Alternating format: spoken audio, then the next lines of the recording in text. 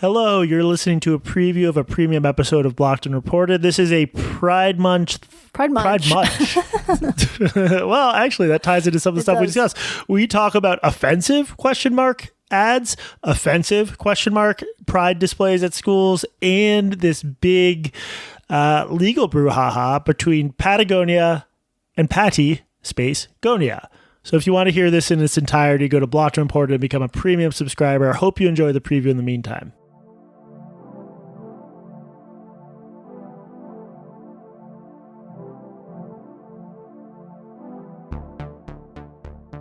Oh, wait. What is this? This is getting... Do you feel like you're in space right now? I feel like I'm headed to like a gangbang in space. Ooh, there it comes. A gangbang in space, like an 80s gangbang in space. Just let the song play. It's your first gangbang. Kitty. You're wearing short shorts. You destroy this experience for me, I'm going to kill you. Okay, all right, that's probably enough. Blocked Reported. Okay. Oh, yeah.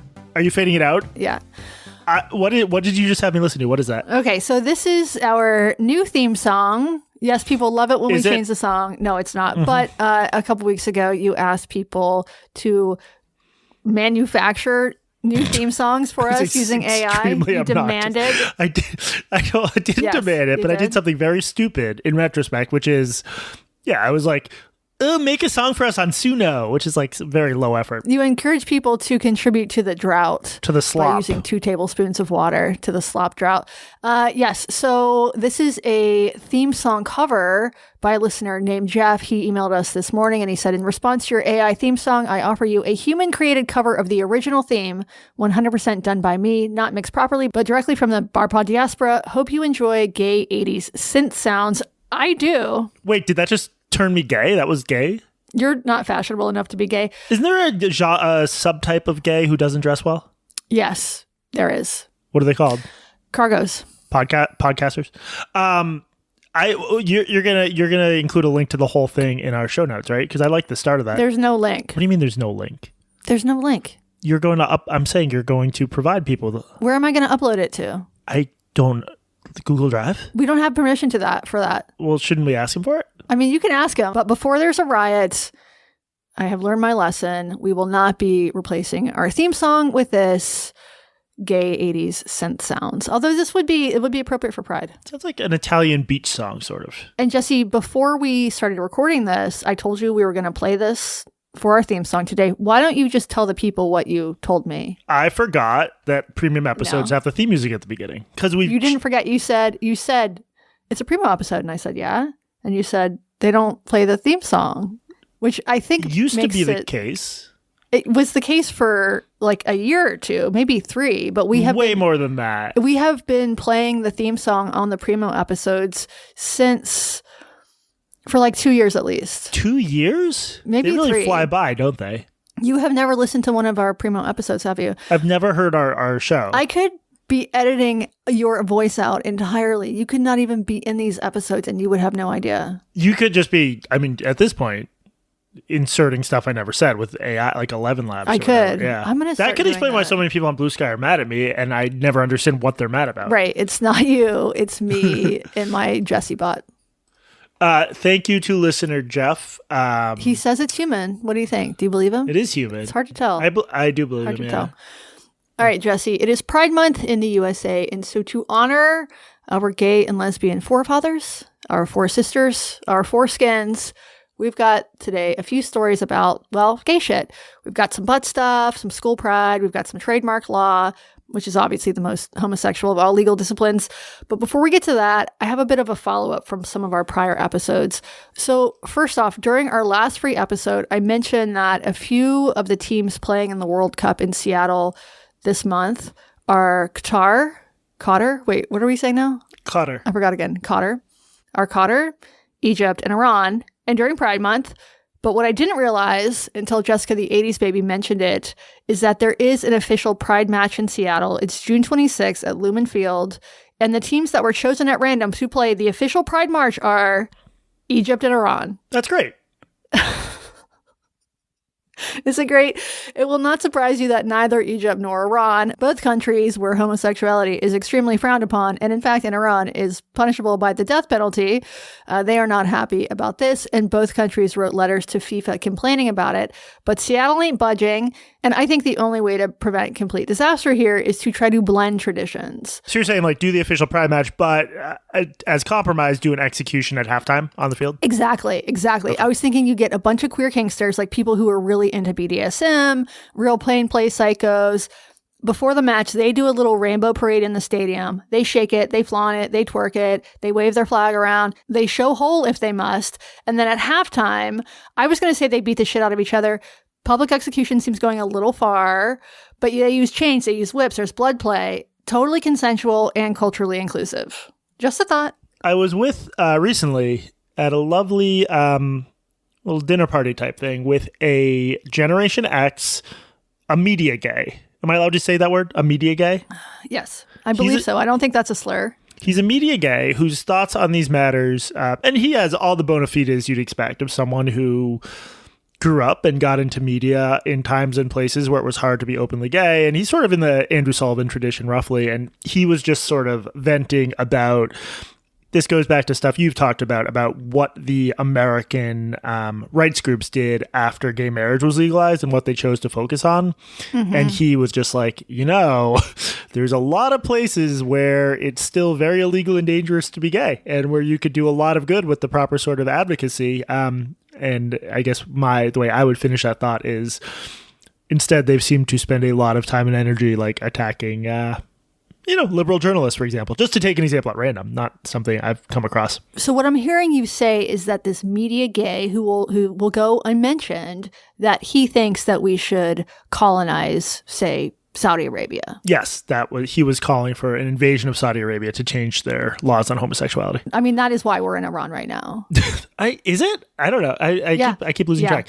Anyway, that's why there's rainbow flags on the bomber planes. I like your. I don't think my public execution thing would go over, but some sort of, if you're a member of the Egyptian or Iranian team, you might see something that looks like a bunch of guys getting hurt and not realizing they're into that. So that might satisfy them. Yeah. All right, Jesse, next up.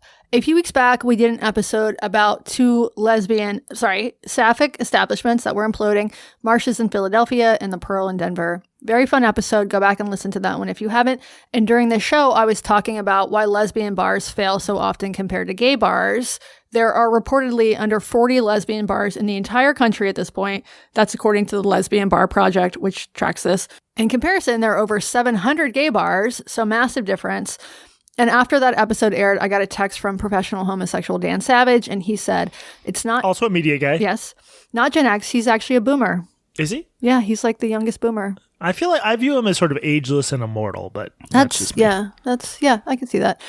Dan said, it's not drama that kills lesbian bars, it's monogamy. Gay bars thrive because they work, because men are socialized to make the first move. So if you go to a gay bar, you're going to get hit on. If you go to a lesbian bar, you're going to get looked at nervously by a woman who is waiting for you to make the first move while you wait for her to make the first move.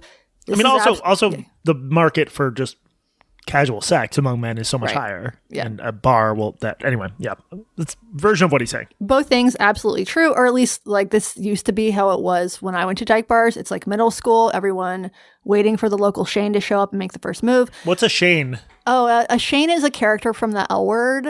You should watch the L Word, not the remake. Watch the original. Okay. I'm need to first finish up Killing Eve, which is starting to disappoint me, so I'll be ready to move on. Yeah. Killing Eve, sort of by season 4, it's like, will they or won't they? I mean, it's a whole other thing, but season 3 is where I'm at. Have you been watching Hacks this season? No, I need to go back and start from the beginning because people love that show. I watched a little bit. Is it good? The writing is so good.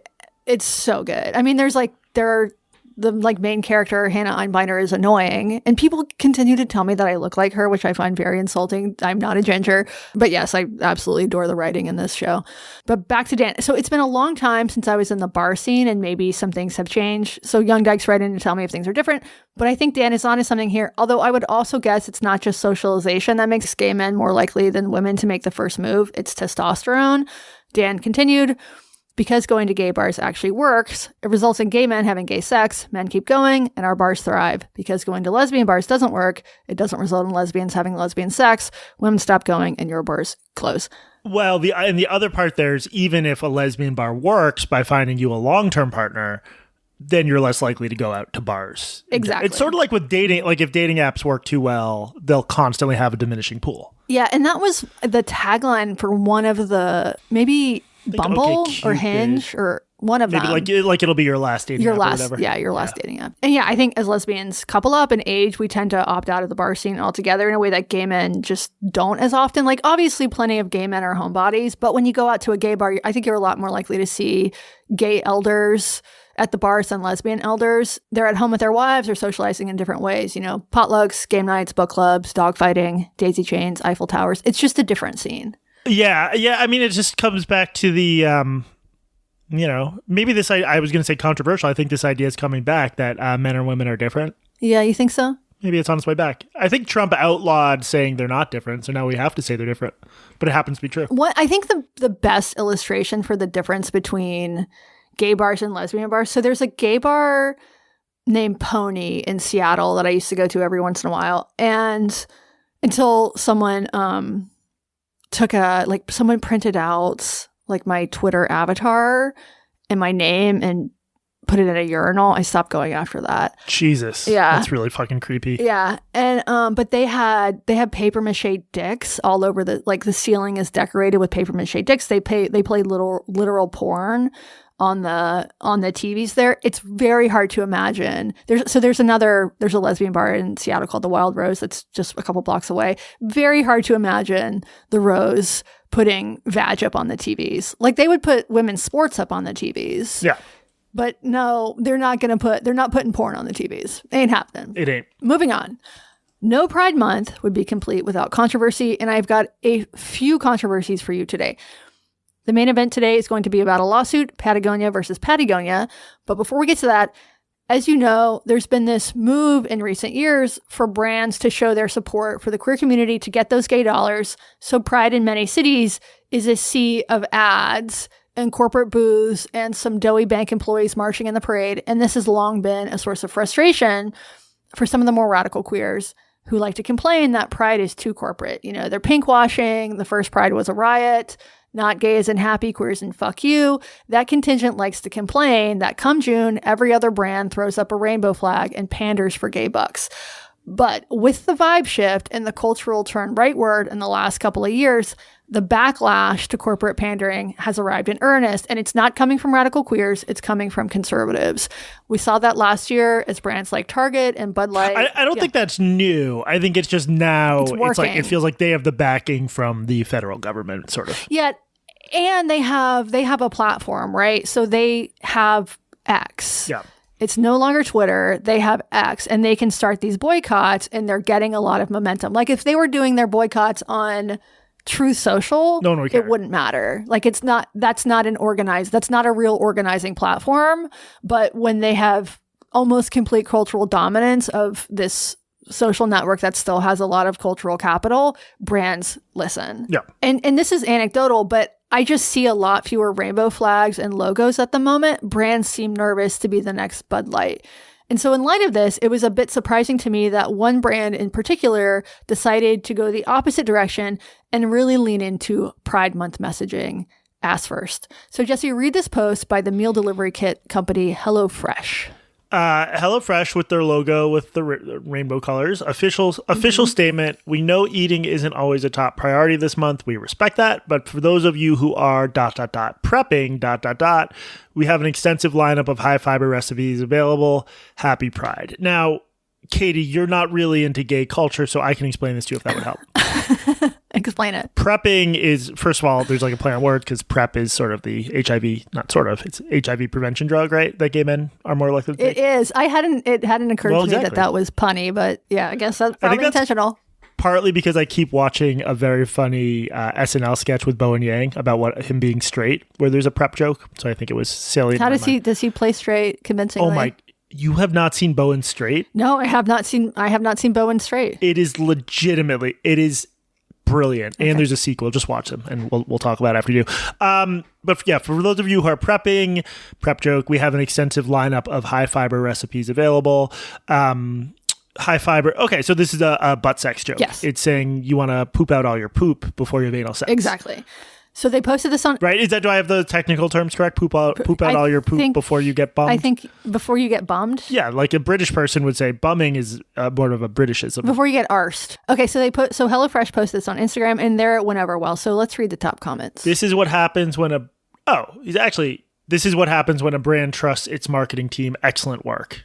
12,000 likes, yeah. Yeah. Okay, so I think we have different top comments. So my first one is, this is why we love partnering with HelloFresh. That's a queer Instagram couple. Another one, obsessed, clapping emoji, happy pride.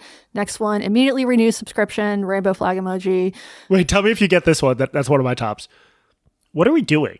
What's going on? I don't get it, but I like it. It's supposed to be Tucker Carlson. Oh.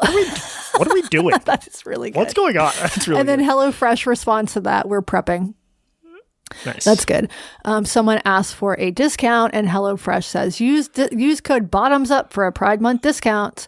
Grinder's in there. Grinder says, right. So the response on Instagram is overwhelmingly positive. But on X... This post has 109,000 likes. Yes. On X and on Facebook. I mean, I don't know what that means anymore, but I think it's a lot, yeah. All of this is just fake and made up, but it appears to be a very popular post. Yes. But on X, very different story. So this post went viral for all the wrong reasons. Just a few examples. Jesse, please read this tweet. Ooh, Robbie Starbucks. Mm-hmm. Starbuck. Don't pluralize him. He's not a we, he's not a they. He's a man. Robbie Starbucks is actually a gay communist furry, ironically. That really sounds like it. Ready for one of the most disturbing marketing campaigns you've ever seen? At HelloFresh wants you to know that they have food for you to prepare your colon for receiving He makes it sound so much less fun, describing it that clinically. Wants you to know that they have food for you to prepare your colon for receiving anal sex during Pride Month. Yes, this is real. No sane person should use this insane company. Okay, so read some of the replies here. I was a customer at HelloFresh and I am no longer. Now, this is tricky because she does a screenshot of her canceling, but I bet after she took the screenshot, she didn't cancel. Well, I don't know. It's not a confirmation. Anyway, Robbie Starbuck, clap, clap, clap response to that. My top one is Carrie Smith deprogrammed. The grossest thing are thousands of positive and excited comments on the filthy post. Some even saying things like how much they love a company that supports, that's in scare quotes, everyone. Sam Dexter at HelloFresh, as someone who has used your service for years and spent an untold amount of money with a stack of recipes to prove it, you'll never see another dime. Next one, we've been enjoying our 4-person weekly delivery for 3 years. They've been screwing up our orders lately, and now this shit later. We live in a disgusting, perverse generation. People are mad about this, and they are canceling or threatening to cancel, even though they might not actually be customers.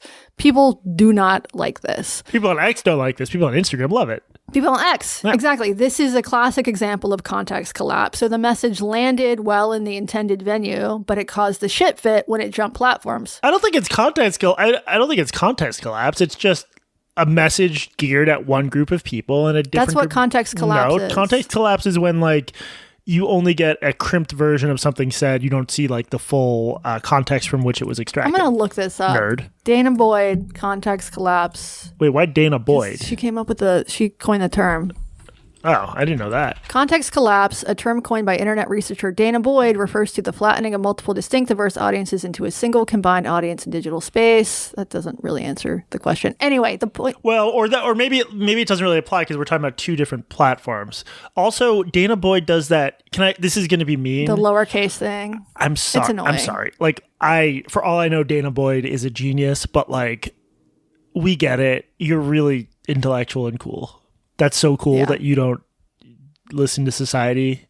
I guess the most famous person to do that is Bell Hooks, but I just find it annoying. It's annoying. I agree. We can agree on that. I capitalize all the letters in both. You should do that for sure. Jesse Single. Anyway, whether or not it is context collapse, once it jumped platforms, the response was very different. And I was really struck by the rank snowflakery in response to this on X. The post is funny, not hilarious funny, not Bo and Yang playing straight funny, not hacks funny. It's cheeky. Cheeky, no pun intended. It actually was intended, but because of butt cheeks. It's not like they were advertising for colon cleanses on Peppa Pig.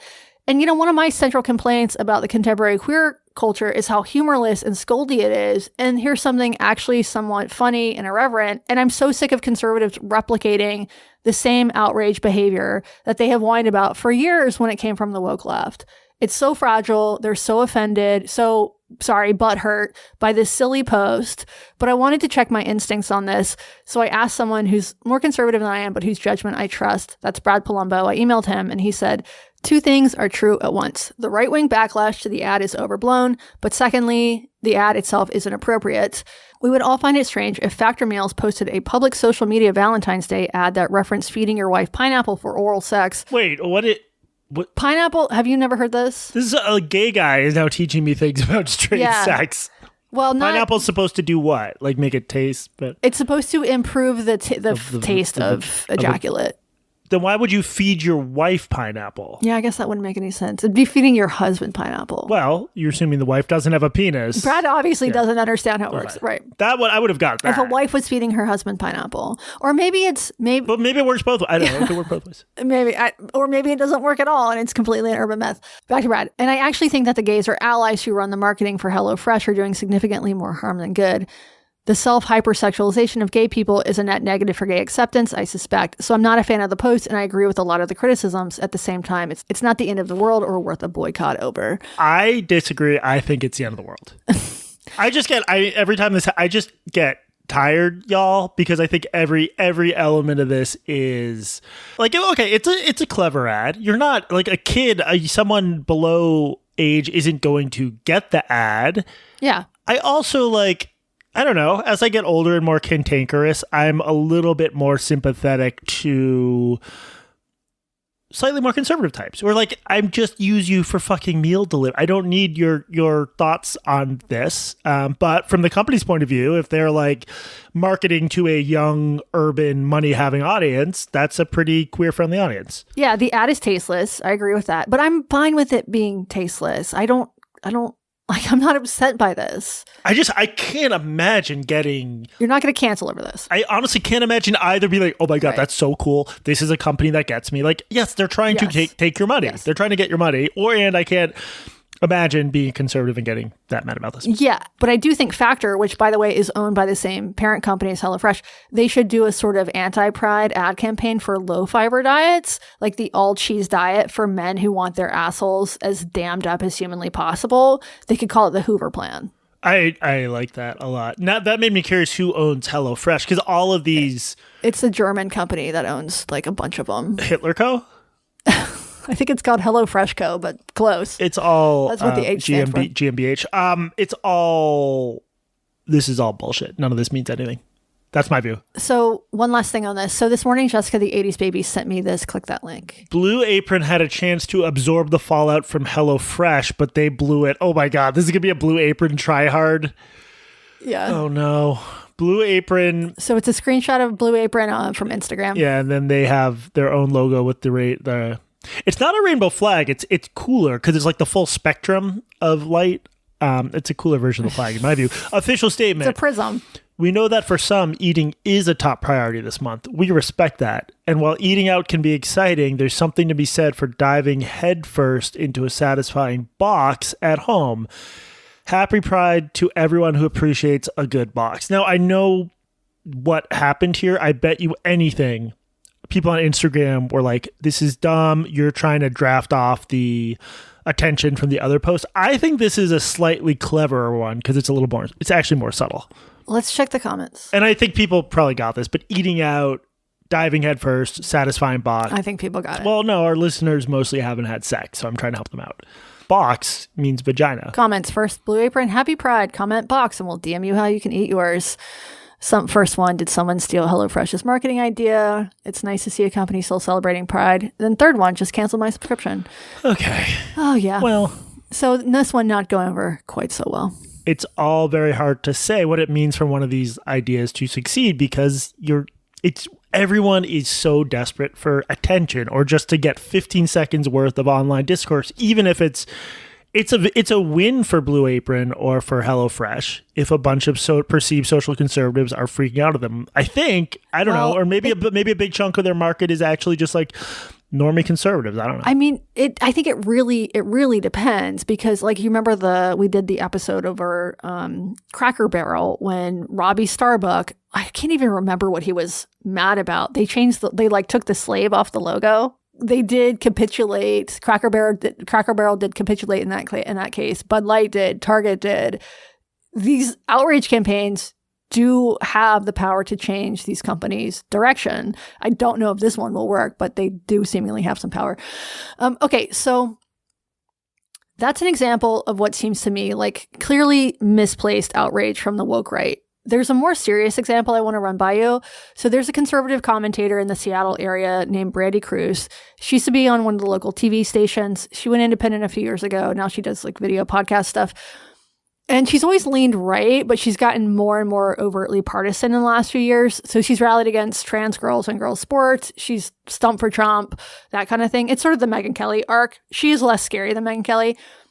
She was actually denied a press pass at the State House this year, subject for another day. But Brandy posted something the other day I want your take on, Jesse. So read this. Oh my Lord. All caps. We were just sent images of the pride displays at Washington's Graham Kapowsin High School. It contains vials of testosterone injections. Okay, so there's 3 photos here of what looks like a pride display. There's a rainbow, there's the trans flag, and then there's indeed a jar of what looks like testosterone.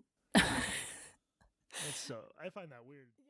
That's it. That's all you get. That is the whole preview. If you want to hear the rest, go to blockedandreported.org. Thank you and hope you enjoyed the preview.